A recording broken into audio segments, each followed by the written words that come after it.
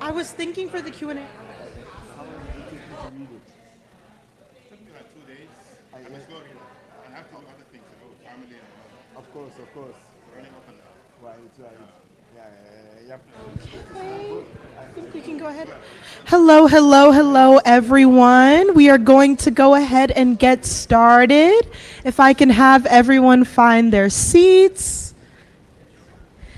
Thank you so much.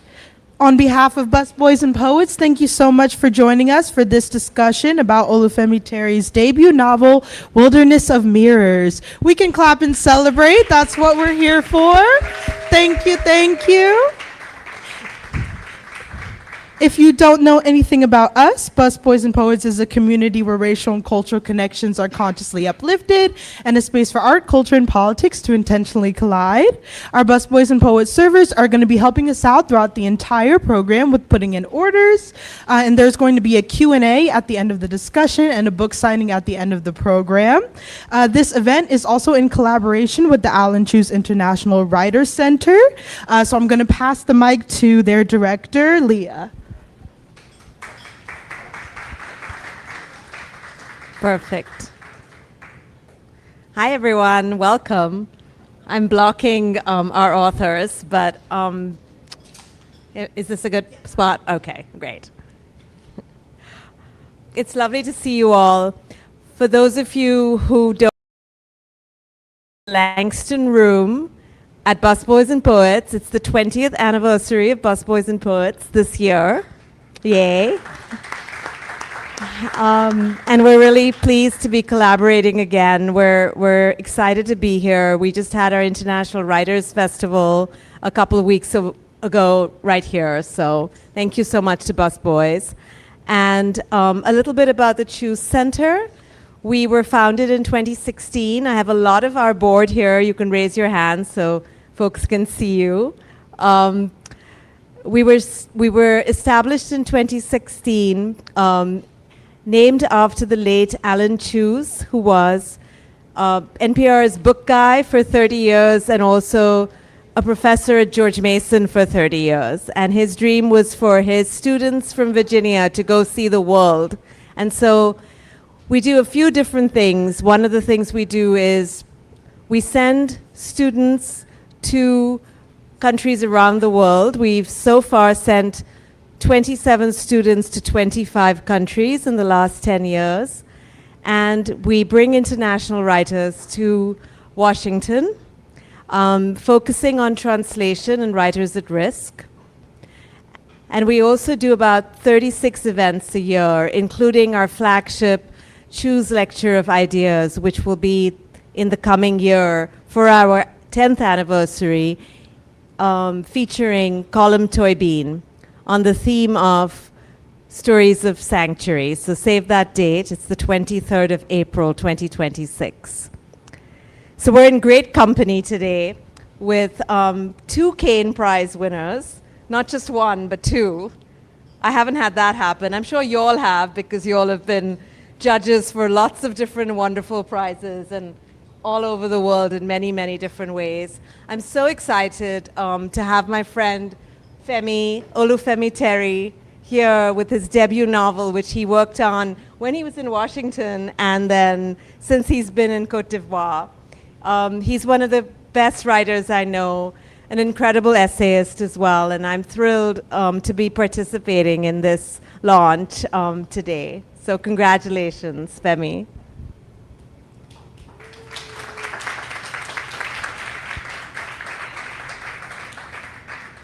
Olufemi Terry is a Sierra Leonean-born writer, essayist, and journalist. His short fiction has been published in many different places, including Guernica, and translated into French and German. His nonfiction essays have appeared in The American Scholar, Africa is a Country, and The Guardian. He was an international writer-in-residence at Cove Park in Scotland and a writer-in-residence at Georgetown University's Lannan Center for Poetics and Social Practice in Washington, D.C. In 2019, he received a grant from the Washington, D.C. Commission of the Arts and Humanities. He won the Caine Prize in 2010 for stick fighting days. He lives in Germany now and in Côte d'Ivoire. Helan Habila, thank you so much for being here. Helan is a professor of creative writing at George Mason University, and I'm lucky enough to be across the hall from him, so it's one of the highlights of being at George Mason. He's the author of the novels Waiting for an Angel and Measuring Time, Oil on Water, and Travelers. He's the editor of the Granta book of the African short story, his nonfiction book, The Chibok Girls, the Boko Haram Kidnapping, and Islamist Militancy in Nigeria was published by Columbia Global Reports in 2016. He's also a contributing editor for the Virginia Quarterly Review and a regular book reviewer for The Guardian. He serves on our advisory board, and he is, of course, a Caine Prize winner. Thank you so much. I'm going to hand it over to Helan and Femi.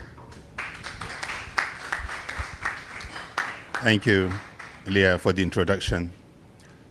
Congratulations on the book. It's a beautiful book. I really enjoyed reading it. And I'm glad to be doing this with you, two former Caine Prize winners. So I guess we'll start with the reading. Afterwards, I have tons of questions for you. And I'm sure people will have questions for you too. Yeah. So maybe 10, 15 minutes of reading?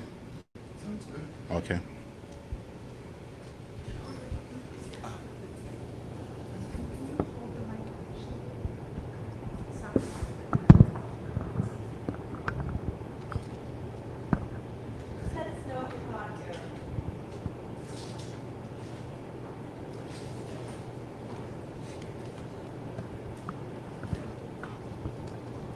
Yes, good evening. I will read from a section of the novel that's quite near the beginning. The section I will read, the protagonist, Emil Silva, has just arrived at the house of his aunt, Celeste Wilson, in a city at the very south of the African continent, which is a parallel to Cape Town. He has come from a city a little bit to the north, which is a parallel to Johannesburg in South Africa. So he has arrived to carry out a task that he hasn't really given too much thought to, and which his father assigned to him reasonably casually over dinner slightly earlier in the novel. So his aunt's name, as I said, is Celeste Wilson. Celeste Wilson lives in the flatlands far outside the bowl of the city. Her street is a cul-de-sac of small two-story brick houses. The front yards are separated by buchu hedgerows. Emil supposes the area had been built for integration, but the whites that had once lived here, side by side with Creoles, have since migrated to Australia or Brazil. He imagines that the residents find ways to resist encroachment, to keep their division brown. The whites that remain in the province are petits blancs, small whites, working as freeholder farmers, orchard keepers, tenders of bees, as opposed to the whites in Egeld, who are real people. Number 9, Celeste's house, is the second to last one on Noel Road. Emil rings the front doorbell twice. Viewed from the front stoop of the maisonette, south of the city proper, Godsetafel seems very far away, very high. Emil considers and discards the idea of peering in at one of the front windows. Self-conscious, he returns to his car to telephone his aunt, who answers on the first ring. Emil, pet, where are you? Just one sec, love. And she hangs up. The front door opens, and Andres, unmistakably him, steps out onto the stoop. Wat is an? He hollers as Emil gets out of the car. Andres comes to the curb and takes his cousin's hand in his own, crushing grasp, no malice in it, clasping Emil's shoulder at the same time. Andres has the look of a rugby tight head prop. He says again in unexpected wonder, and then, coining a nickname Emil supposes is meant affectionately, he adds, Lani. Gesturing back towards the house, he tells his cousin, I didn't hear you buzz the door, you know. I was playing Mortal. It's fine, I just got here a few minutes ago. Andres fetches Emil's case from the car trunk and, showing off, hoists it onto his shoulder. Come on, Lani, you must want something to eat. Lani means posh, pampered. Emil trails him into the house and up a flight of stairs. You're in here, Torrance's old room, Andres tells him, shoving a door ajar with the ball of his foot. Emil peers in. He has been steeling himself to sleep on a settee in Celeste's house, somewhere offering little in the way of privacy or comfort, and so he's unsure, pleased, but also suspicious about being offered a room to himself. He moved out. The room, while serviceable, has not been emptied completely of Torrance's things. 2 button-down shirts hang in the open closet, and there's a plastic crate of records peeking out from beneath the twin bed. Torrance, yeah, he moved in with his woman, Anne, about 6 months ago. Big flat out by that new mall in Salt River. They're renting it, though. He's well? Torrance, yeah, he's good. Torrance is hustling. Did Andres mean his brother was grifting? As Emil watches, Andres sets down Emil's case and nudges it against the baseboard with the toe of his slipper. While Andres is in the kitchen seeing about some supper, Emil scrubs his hands to rid them of stickiness before making his way downstairs, not sneaking, but not without stealth. The first door opens into the sitting room. In it is an immense flat panel television depicting superhuman forms in mid-melee. Andres's game. Turning from the screen, Emil takes in the rest of the room. On one wall is a bricked-in fireplace, and over it a wooden mantelpiece decorated with a score or more of gleaming oval objects. Stepping nearer, Emil recognizes them as farmyard animals carved from small, burnished knots of wood. These feetless geese, a cow, and some nubby dogs are probably unused bits from larger slats and hunks of timber. Emil recalls that Carel, Celeste's husband, had earned his living as a furniture maker before his death. Presumably, Carel turned these fragments into totems. Leaning in for a closer look at the figurines while listening out for noises from the kitchen, Emil notices the unframed photos that are pasted to the wall above the figurines. Family photos in more than one meaning. But looking over them on the wall is not unlike perusing photographs of strange people in a magazine. Emil has no visual memory whatever of Carel, and even Celeste's younger likeness is unevocative. In one snapshot, Celeste stands with Carel on some headland, their arms entwined about one another. Emil's aunt and uncle are a little off-center in the image. With one hand, Celeste holds back her hair against the wind, smiling into the lens and coming across as a coquette. Carel has a self-effacing quality. It may be the look of unsmiling adoration he directs towards his wife. Easy to form an idea of their marriage from a single photograph. Carel, patient and stolid, if somewhat glowering. Celeste as the carefree, vivacious one. Visits between the families, the Wilsons and the Silvers, had been few. The truth of this accounts for his gauzy recall. He is aware that although the Silvers came to Muti perhaps 3 or 4 times for visits, always staying in hotels, the Wilsons had never once traveled to Egeld. The reasons for this asymmetry are, in hindsight, even more unclear. The Silver House was more than adequate to host guests, annex or no. Perhaps Vivian had stood in the way of such a visit, although Errol could have been the obstacle just as well. In some photos, the Wilson sons are also present. Andres had been a slim boy, small and gap-toothed and beaming like his mother. The smirk had come later. Torrance is darker complected, playful as most children are, but with some of his father's seriousness. It's easy to forget Andres is the older brother. Even in these long-ago family snapshots, a sort of symmetry is evident. Torrance and the father akin in temperament and coloring on one side, whereas Andres and Celeste seem to mirror one another quite instinctively. At the center of the mementos, a letter is fixed to the wall.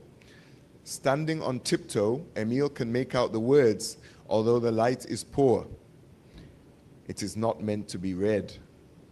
This much he can tell. It is addressed to Carell, and Celeste and both sons have signed it.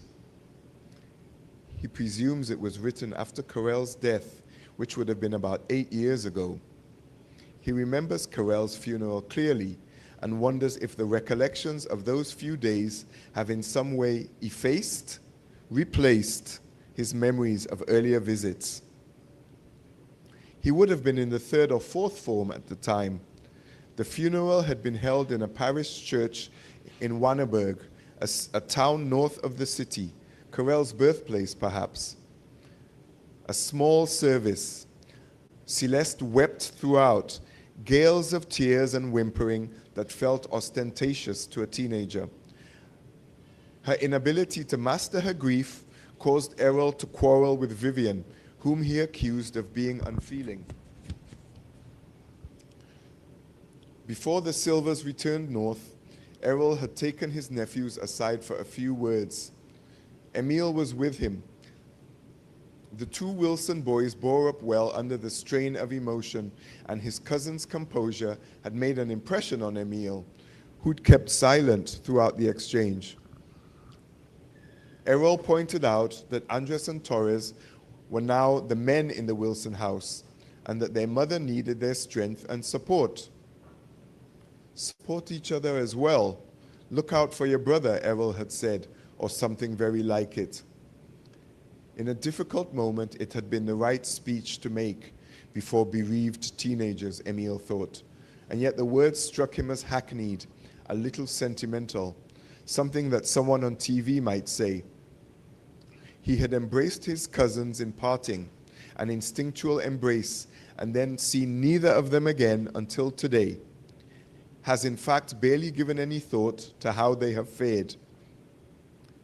In her graceful hand, Celeste had written, "May your soul rest in perfect peace."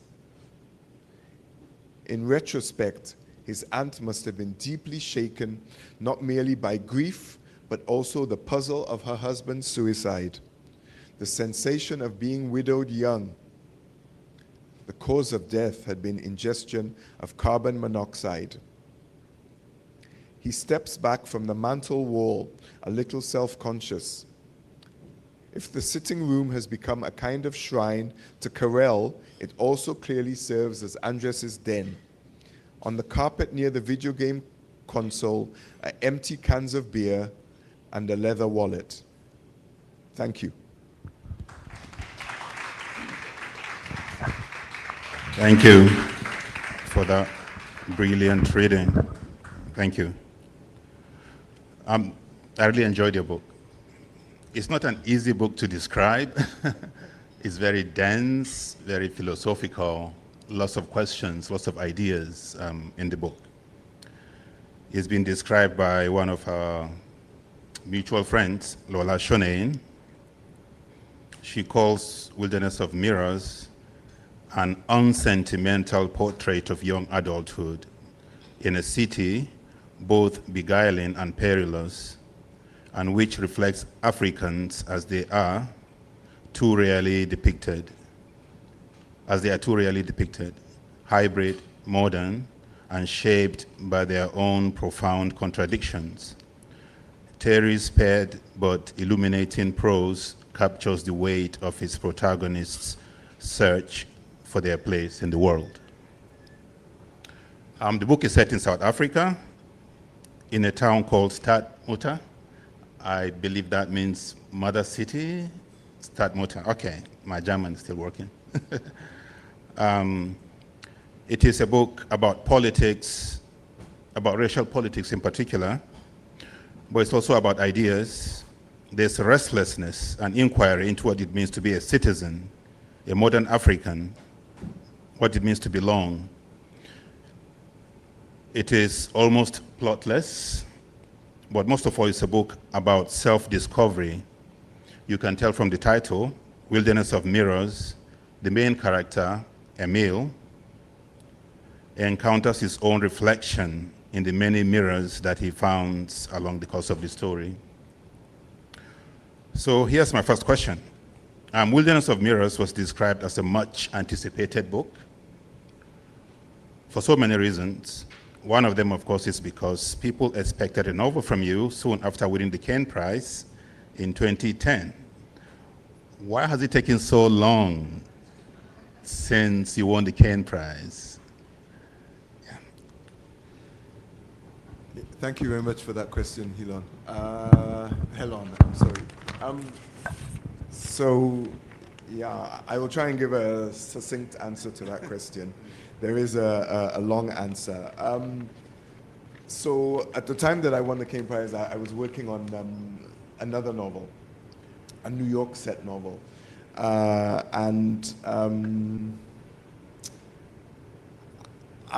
had reworked it quite a bit, but the feedback that I'd gotten from the publishers was that some of my characters were a little bit dark and nihilistic, and they were asking me to rework the novel before they would publish it. And by the time that I won the Caine Prize, I'd lived in Cape Town for 3 years, and I felt that I was ready to write a Cape Town novel.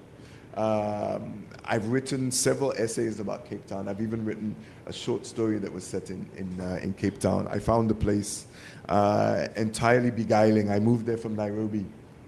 And so I started writing a Cape Town novel, and in the course of writing that Cape Town novel, I decided that I wanted to explore some ideas that wouldn't really work in Cape Town as it existed. Hence, I created my own parallel Cape Town.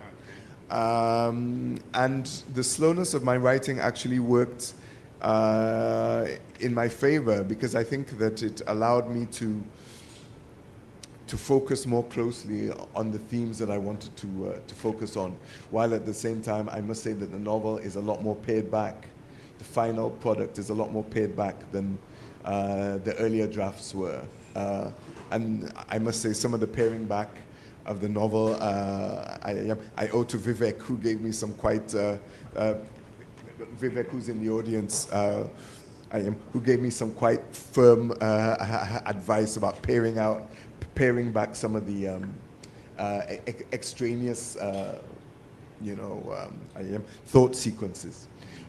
More generally, I write extremely slowly, Helon. So, okay. Yeah. Thank you. And incidentally, you answered some of the questions I was going to ask about the setting of the book in Cape Town. So the book opens in that classic way with a departure, and also ends with a departure. I like this symmetry. In between these two departures, a lot happens to Emil. This could be described as a coming-of-age novel. I don't know if you agree with that or not. However, in most coming-of-age books, by the end, the main character is much wiser and has answers to most of the questions he has been contending with. I don't know if it's the case here. Emil seems to have as many questions in the end as he did in the beginning. Tell us a little bit about Emil. What does he really want? What inspired him as a character? So one of the ideas that I had in writing this novel was that I wanted to write a Creole novel about Cape Town. Cape Town is about 60% Creole, and yet the Creole community is somehow effaced from the narrative of the Western Cape, which, as with the narrative of many parts of South Africa, tends to be a conversation between whites and blacks.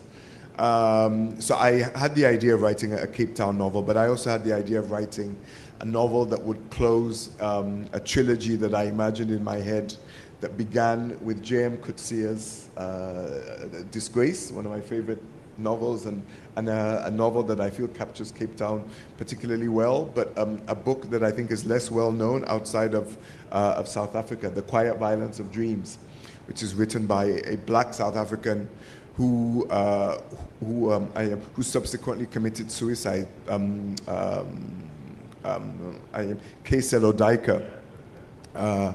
and I had the idea that, having read this novel by a white Cape Townian and then a novel by a black Cape Townian, that I could write, or that I wanted to see a novel about a Creole Cape Townian. And with the progression of the book, and with my thinking about the book and with perusing my notes, it made sense for Emil to not be from Stadmutter. It made sense for him to come from the equivalent of Johannesburg in the novel. And it made sense also for him to come from a affluent class, because I feel that his affluence allows him to explore the race and the class dimensions of Cape Town / Stadmutter in a way that he would not have been had he been a son of the soil from a middle class background, or even from a working class background rather. And I must say, I really like the way you started the book with in Eagle, Egeld, and I guess that stands for Johannesburg. Egeld. It gives us something to compare Stadmutter with, in terms of the politics, in terms of so many things. So that if you had started the book, I think in Stadmutter, would have been harder to make sense of the politics of Stadmutter itself without something to compare with. Yeah, I think that's a very, very good one. So back to the politics of race and racism. The people of Stadmutter, where the story is set at Creole, with a sense of their unique place and history in South Africa. Are they the same as the coloureds? Is that politically correct to call them coloureds? Okay. So what's their history? I know you've talked a little bit about that, but I know this writer, she's in Scotland. She's written a book about Cape Town and the people of Cape Town, and she's also coloured herself. I'm trying to remember her name. Are you thinking of Zoe Wickham? Yes. She just passed this week. Are you serious? She just passed this week, yeah. I didn't know. I was with her last year at an event. I didn't know. Yeah, a brilliant, brilliant writer. What's the name of her book again? You Can't Get Lost in Cape Town. In Cape Town. And a lot of people have written about it. You mentioned J.M. Coetzee and other writers. There's another writer, trying to remember his name. Anyway, but what is it about Cape Town? What is it that inspires writers to write about it, because Coetzee, despite his fame and all that Nobel Prize, he's still seen as a regional writer, Yes. because he writes about Cape Town mainly. Right. What is it that makes it unique or distinct Right. and kind of inspiring for writers to write about it? Yeah, that's a great question. So I think that there are a lot of contradictions in Cape Town. And, you know, all cities have contradictions, but there's something about Cape Town that I feel is very interesting, because in many ways it's a medium-sized African city, parochial in many ways, because you know its geography is so so remote. But yet, because of the natural beauty of the city, the physical beauty of the city, and also because of the quality of life, particularly for people whose incomes are sourced elsewhere, Cape Town routinely ranks in global rankings of the top 10 most attractive cities to live in the world. And that status, which is almost unique on the African continent, very few African cities rank particularly highly in terms of quality of life. But also the very particular history that the city had. There was quite a strong anti-apartheid movement during apartheid, and then once apartheid ended, I think I'm not a historian, but the first election, the election in 1994, in which Nelson Mandela came to power, a large share of the colored community, the Creole community, voted for the ANC. But since then, the ANC has not been able to win over the voters of Cape Town. Yeah. And so perhaps a lot of that contradiction in Cape Town is that when apartheid ended, the country sort of shifted away de facto from white rule to black rule. The ANC is, of course, a multi-ethnic party. Yeah, the Rainbow Party, and people of all ethnic backgrounds are there. But somehow the colored community stands outside of the Rainbow Nation. As the common saying in South Africa goes, we were too black during apartheid, and we weren't, and we are not black enough under the ANC, and that particular tension, of being at the same time too black and not black enough, also feeds into what Cape Town is.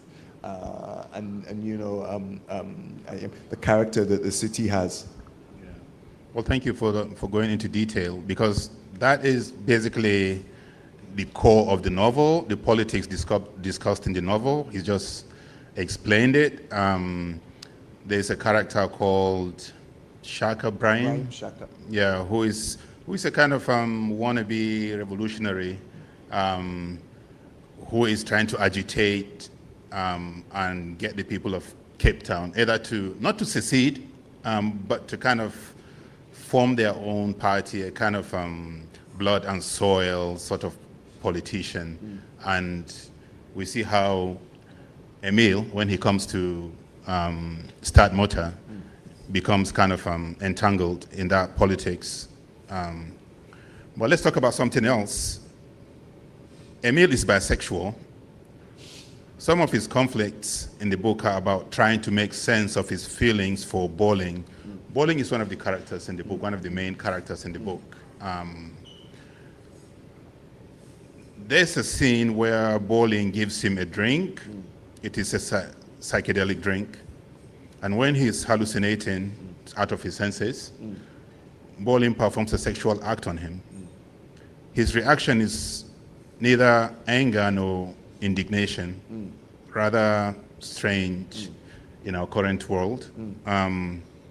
Instead, he takes some stuff from the house, a notebook, and later a painting, as payment for what has been done to him.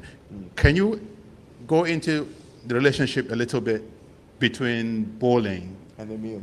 Emil? Yeah, because I think sex and sexuality are very important in your book, and I love the way you use sex to kind of drive your narrative forward, Right. and to explore character, Right. and to show the conflict in his mind. Right. Right.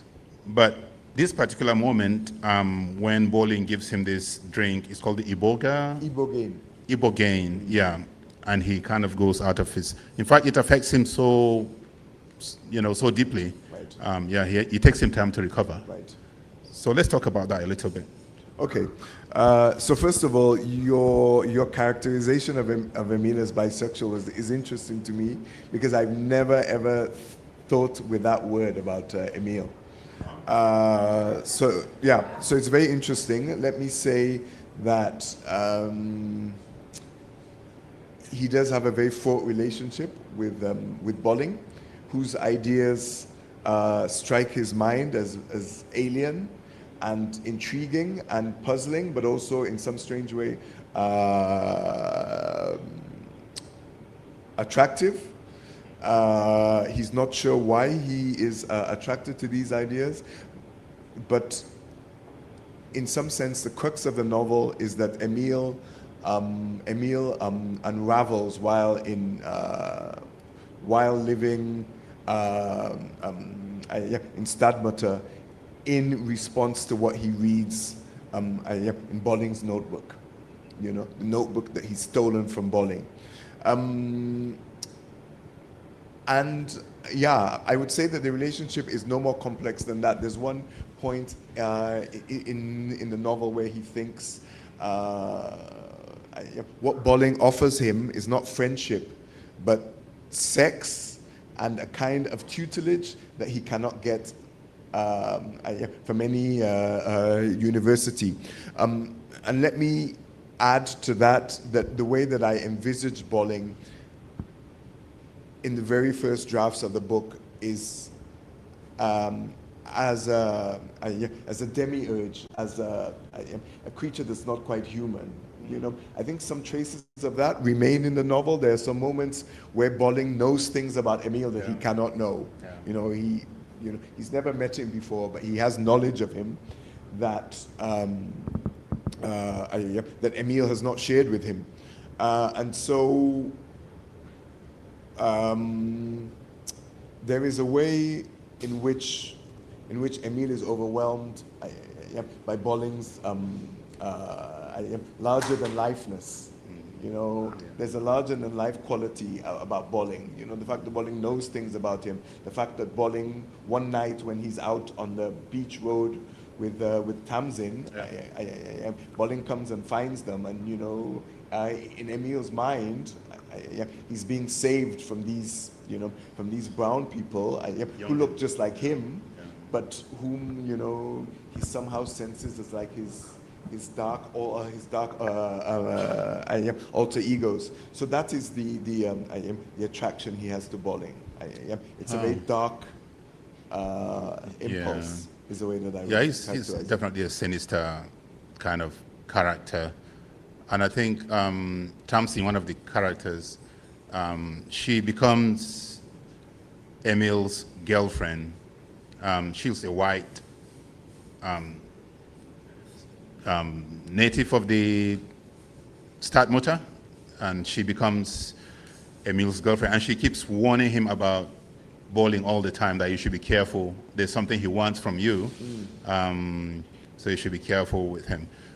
And it's interesting that you mentioned that you first conceived of him as a sort of demiurge, as a sort of supernatural kind of being, because it does explain these moments that you mentioned when Emil and Tamsin are walking and they are almost about to be attacked by some, they're kind of scared. Emil perceives that they're he perceives, exactly. He perceives that they're about to be attacked. And Bolling just comes from nowhere and rescues them. So it's this kind of almost telepathic powers that he has. And I was wondering, is that good plotting, bad plotting? How is that possible that he would just appear at that moment? So now that you explained, the original idea about him being supernatural and able to understand these things, that explains a lot. What of Tamsin as a character? She seems to be a kind of counterpoint to Bolling in so many ways. Well, she's female, he's male. Their own relationship with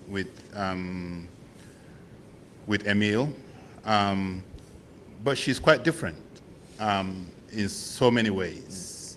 She's not exactly a mentor to him. I think she's too young to be a mentor. And he's trying to decide if he's in love with her or not. And then there's her mother, I'm trying to remember her name.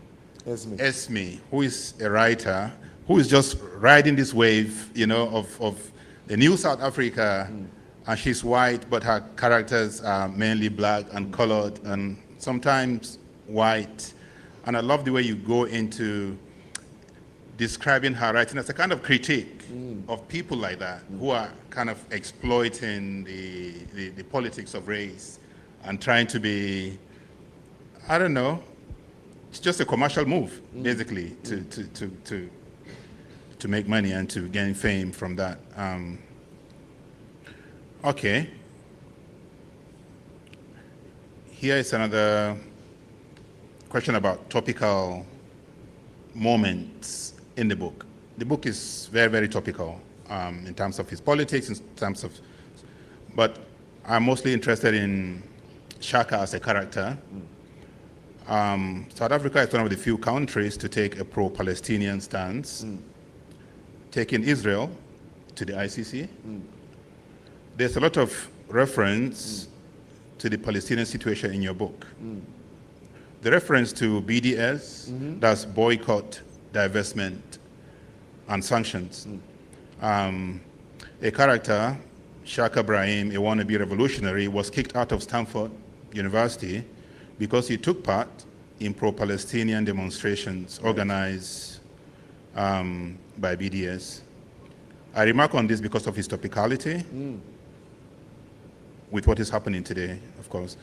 I'm looking at the timeline when you were writing the book and what's happening right now. Was it just kind of prophetic on your part that the things that we saw happening this year, you were writing about it? Yeah. How did you come to? Sure. I am pure serendipity. As I said, writing the book took me so long that even though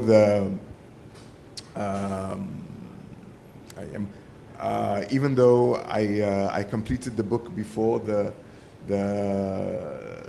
Gaza war and the invasion by Hamas took place,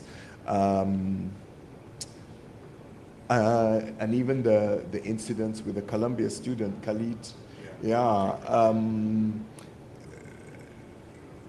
circumstances I think moved around so that there was this this confluence that surprised even me.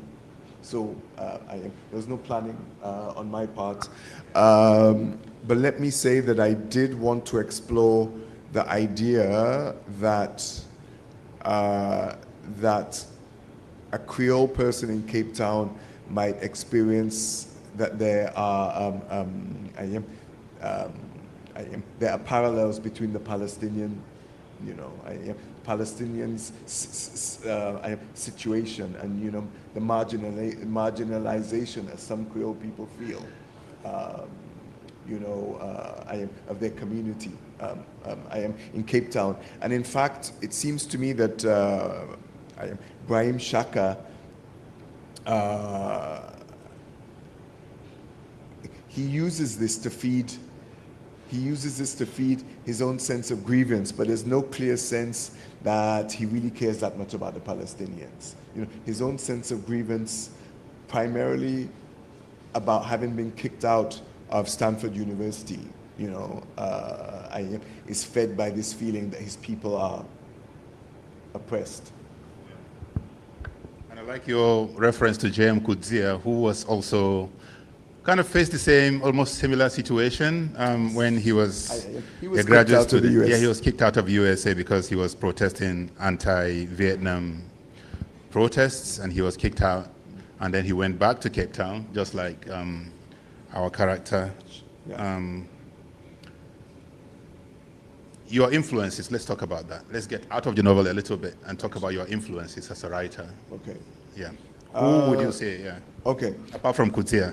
Yes, we can definitely move beyond Coetzee. So the influences on this particular book, I think I'm going to be sharing some controversial names. V.S. Naipaul has a novel called Gorillas, which is based on an incident that took place in Trinidad, in which a black Trinidadian revolutionary began putting together a movement in Trinidad to overthrow what he argued was a corrupt government.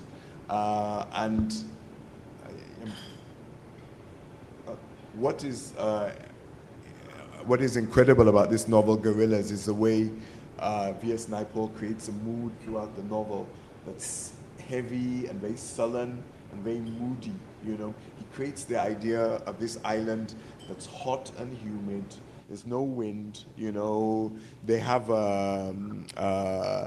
wealthy communities that live up in the hills, and then closer to the ocean and in swampland. You have the poorer people, and the smells of the place, the noises of the place, the heat, and the atmosphere of tension and stress that he creates around the different communities who vie for power in his novel. Is one of the things that I wanted to channel in this book. But I was also channeling, and I know that it's very dangerous to speak about Joseph Conrad, but I think one of the things that Conrad was very perceptive about is the fact that, rightly or wrongly, Africa is seen as a place where a civilized man can get in touch with his true self, his id, and the idea that I have is that Cape Town subverts that in some sense. People who go to Cape Town say, "Oh, this is not Africa. It doesn't feel like Africa." And I think it's an interesting idea. But one of the things about it that particularly is interesting to me is that, unlike the tropical parts of Africa, there's no sense that nature is going to encroach. When you live in West Africa, when you live in parts of East Africa, you have these heavy rains. The earth is red and it's fertile. You have lots and lots of creepy crawlies and bugs. You have snakes. The bush grows very, very fast. Cape Town is not like that at all. And in fact, there is very little wildlife there. And so you have the sense that even though here is not a place that is going to put man in touch with his id, because it's a savage place, the fact that man is freed up, from having to fight against the bush, keeping the bush in check, keeping wild animals in check, creates what the Christians would say, an idle mind that is the devil's playground. So that was one of the ideas that I wanted to explore. Subverting, like Joseph Conrad's idea about the bush, and what happens to men's minds. Yeah. Well, thank you. So you're published by Restless Books. They're very good publishers. How did you meet them? How did they meet you? I'm interested in knowing. Yeah. I have my reasons. Yeah. Oh, okay. So,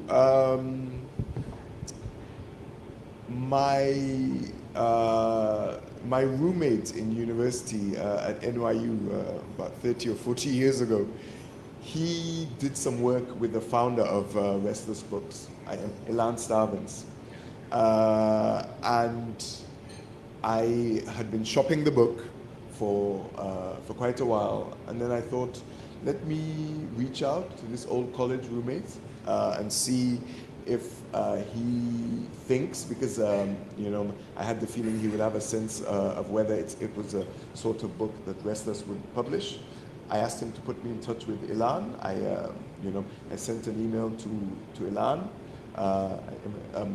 with my agent in copy, and Ilan wrote back and said he was interested in having a conversation, and you know, we had a conversation, and he said if you are willing to promote this book and tour and do readings and you know, and other events to promote the book, we'd like to publish you, and that's how we moved forward. Oh, nice. So, I don't know, maybe we'll take questions from the audience. I'm looking at time. I still have questions, but I guess we should open it. I don't want to monopolize this thing. Okay. Sure. Okay. Okay, if you can raise your hand, we'll get this started. Anyone want to start us off with our first question?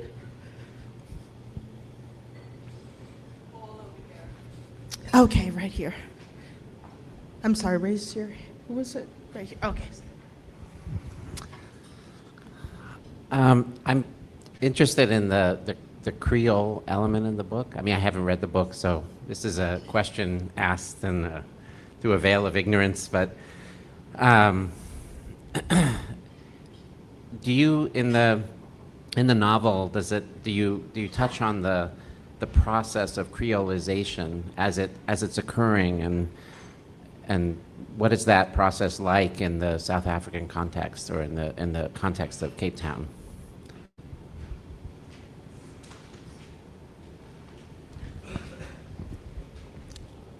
Yeah, thank you very much. Great question. So one of the forebears of the novel, if I may call it that, is an essay that I published in Africa as a Country in 2012, in which I argued that in many Creole societies, particularly in the New World, Brazil, the Caribbean, the Creole functions as a kind of middle ground between the whites in these societies, who typically had been the overlords, regardless of whether they were slavers or you know, tea plantation owners, and the blacks, who were in many cases former slaves. Creoles were something that in societies like Haiti, black people could aspire to.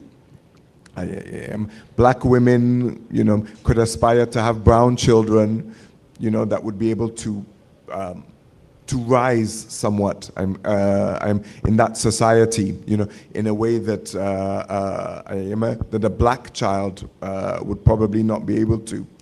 Whereas I felt that in South Africa, apartheid decreolized the Cape Town,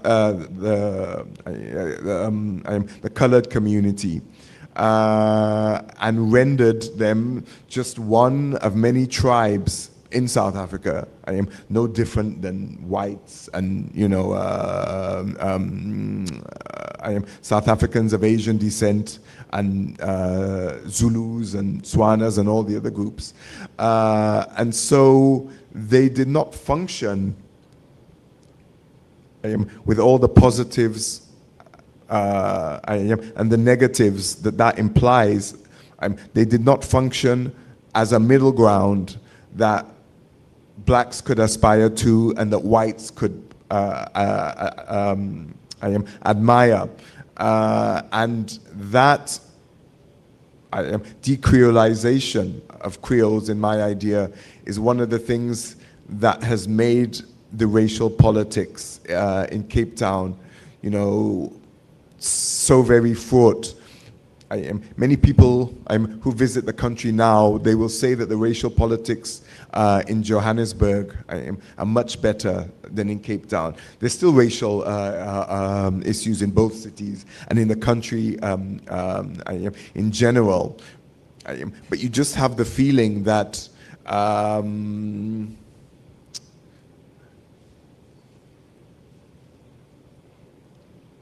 you have the feeling that the anomalous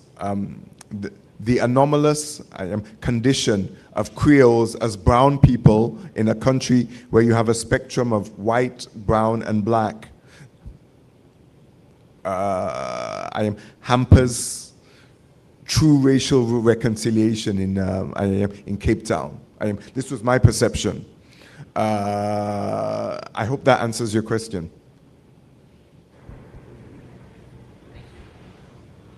Okay, right here.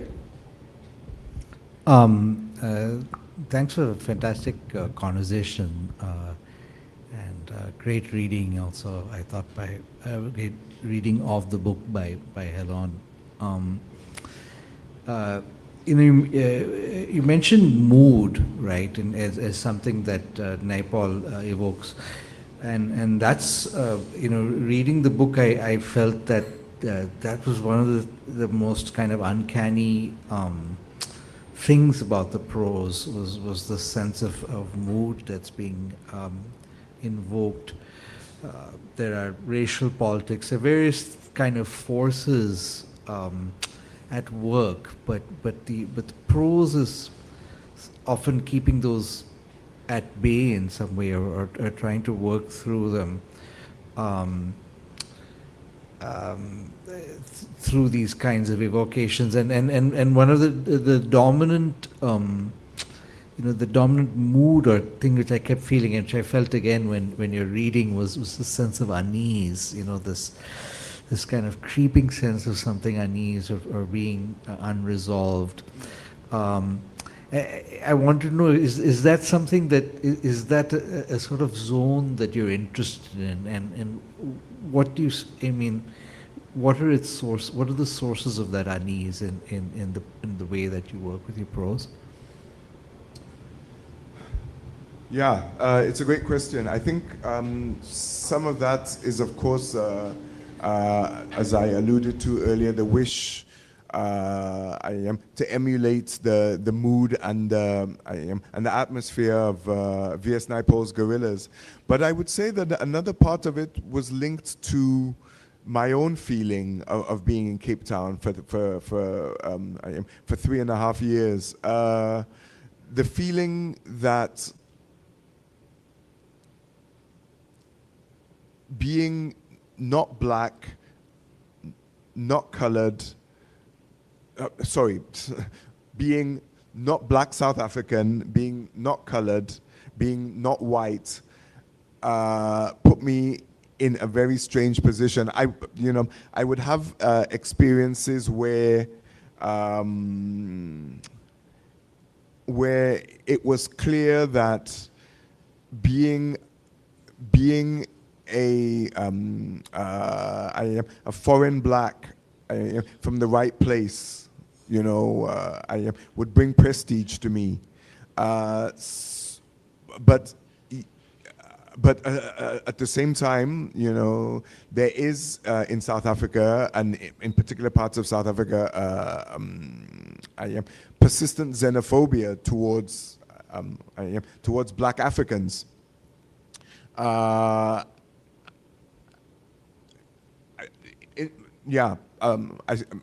suppose to answer this in a more concise way, it would have been easy for me to go to South Africa and pretend that I was from New York, or that I was a black American. and in some ways it would have been, you know, a reasonably smooth experience, and even one, you know, that would have been characterized by a certain sort of excitement. I will tell this this anecdote because it stuck with me. There was one time when I was driving within the Western Cape, and there was a police a roadblock. And I was driving on my New York driver's license, you know, because I had lived in New York for a long time, and my driver's license was still valid. And, you know, I remember that the police officers who were checking driver's licenses, they were all colored. And the one who took my license, he looked at it and he called out to his fellows in a very sort of excited way, you know, in his accent, "Terry's from America." And it was just kind of eye-opening, because I was like, okay, so, you know, this is how you you navigate this place as a black foreigner, to ensure that you don't have these tensions. So yeah, I would say that some of that mood and you know, feeling of strangeness came from you know, my own experiences of having a sort of vague and blurry identity while in Cape Town. The other thing that I would say may have shaped the mood of this, and it's something that I've thought about and written about elsewhere, is that I was, during those 3.5 years in Cape Town, I was losing my sense of myself as a New Yorker, because I'd lived in New York for 11 years, and I left New York, and you know, I lived in Nairobi for 3.5 years, and then I moved to Cape Town and lived in Cape Town for 3.5 years, and it was in Cape Town that the feeling that I was a New Yorker, you know, it finally died, and there was nothing that came in to replace it, because I'd moved to Cape Town with the idea that I could live there. You know, I really liked the quality of life, you know, the fact that it was a walkable city. But I think within a year or a year and a half, I realized that, you know, it would be a tricky and a fraught place to live in, and that and that while I could survive there certainly, and even thrive there during the short term, you know, it was not the sort of place that I could probably live for the rest of my life. So the New Yorker in me died, but there was no Cape Townian within me that sprang up to take that place. And that's all the questions we have time for tonight. I was going to pass the mic back to you if you wanted to say some closing words.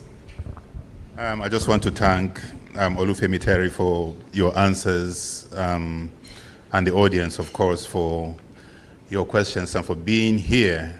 This is a very, very beautiful book. There are so many things I wish I could have brought up in this conversation, but the time is not enough. But I really urge you to grab a copy and find out for yourself what he has done with language, with descriptions, with plot. It's almost experimental in that way. And of course, the way he evokes Cape Town itself and South Africa and African politics in the book. Well, thank you very much. Thank you.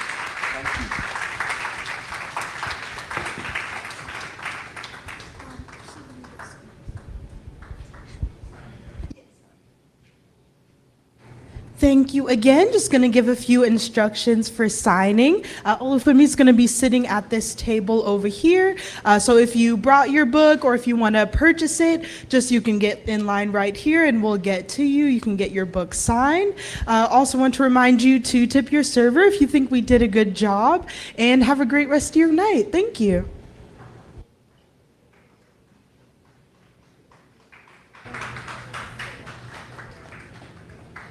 We're going to stay for a bit, so keep eating and get some dessert and coffee if you've already had dinner, and we're going to be here